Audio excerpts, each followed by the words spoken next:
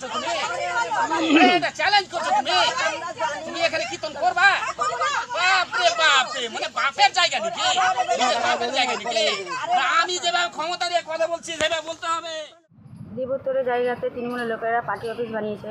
ওখানে আমরা গ্রামের লোকেরা প্রতিবাদ করতে গিয়ে, মহিলারা প্রতিবাদ করতে গেলে ওখানে ওরা হুমকি দিচ্ছে যে মহিলাদেরকে তুলে নিয়ে গিয়ে উলঙ্গ করে ধর্ষণ করা হবে।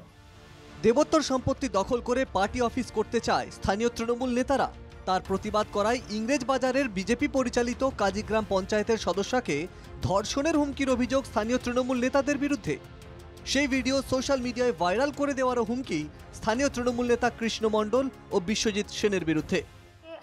আমাকে হুমকি দিয়েছে, তৃণমূল পার্টি অফিসে তুলে নিয়ে গিয়ে উলঙ্গ করে ধর্ষণ করার হুমকি দিয়েছে। কৃষ্ণ মণ্ডল, বিশ্বজিৎ সেন, এরা তৃণমূলের কর্মী, এরাই হুমকি দিয়েছে। আর পুকুরে স্নান করতে গেলে করতে পারছেন? পুকুরে স্নান করতে গেলে পুকুরে স্নান করতে যেতে পারি না। আর পুকুরে স্নান করার হুমকি দিয়েছে, পুকুরে স্নান করে উলঙ্গ করে ছবি তুলে। শ্রী লক্ষ্মীনারায়ণ জিউ দেবোত্তর সম্পত্তির উপরে তৃণমূলের পার্টি অফিস করা হয়েছে। এই পার্টি অফিস জোর করে ওরা পার্টি অফিসটা করেছে। ওখানে পার্টি অফিসের ভিতরে অসামাজিক কাজ হয়, সেই জন্য আমরা এসপি অফিসে দ্বারস্থ হয়েছিলাম। কিন্তু বর্তমানে পরিস্থিতি খুব আমাদের ভয়াবহ পরিস্থিতি।